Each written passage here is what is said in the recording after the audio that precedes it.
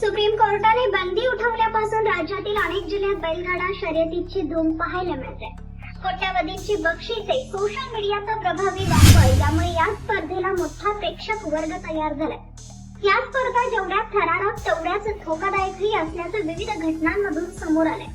अनेक ठिकाणी सुरक्षेच्या कोणत्याही उपाययोजना पाहायला मिळत नाही. परिणामी यात अपघात होऊन जीवावर बेतल्याचंही समोर आलंय. अशाच अपघाताचा एक थरारक व्हिडिओ रत्नागिरी जिल्ह्यातून समोर आलाय. एक चिमुकली बैलगाडी खाली आल्याने गंभीर जखमी झाली. सुदैवाने एक पोलीस कर्मचारी देवदूत बनून धावून आल्याने तिचे प्राण वाचले. झेंडा दाखवताच बैलगाडा स्पर्धेचा दुसरा राऊंड सुरू झाला. लाल मातीचा धुराळा उडाला आणि त्या पाठोपाठ तिसऱ्या राऊंडसाठी बैलगाडा जात असताना अचानक बैलगाडा मालकाचं नियंत्रण सुटलं आणि बैल उधळून थेट प्रेक्षकांमध्ये शिरला.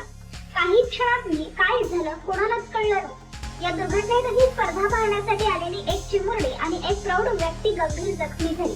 यावेळी त्या ठिकाणी बंदोबस्तासाठी असणारे खेड पोलीस ठाण्याचे हवालदार संपत गीते यांच्या माध्यमातून खाकी वर्दीतला देव त्या चिमुरडीच्या मदतीला पोहोचला.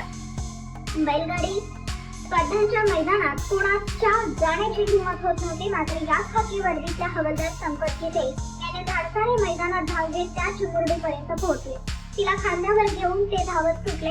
मैदान मोठं असल्याने जवळपास काहीच साधन नव्हतं.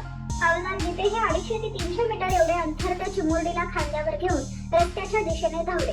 त्या ठिकाणी उपस्थित असलेले मदत ग्रुपचे प्रसाद गांधी यांनी आपल्या रुग्णवाहिकेतून चिमुरडीला उपचारासाठी रुग्णालयात नेले. वेळीच उपचार मिळाल्याने आता त्या चिमुरडीची प्रकृती उत्तम असल्याचं सांगण्यात आलंय. ही घटना 21 जानेवारी रोजी खेडमधील हेदरी गावात आयोजित करण्यात आलेल्या राज्यस्तरीय बैलगाडा स्पर्धेदरम्यान घडली.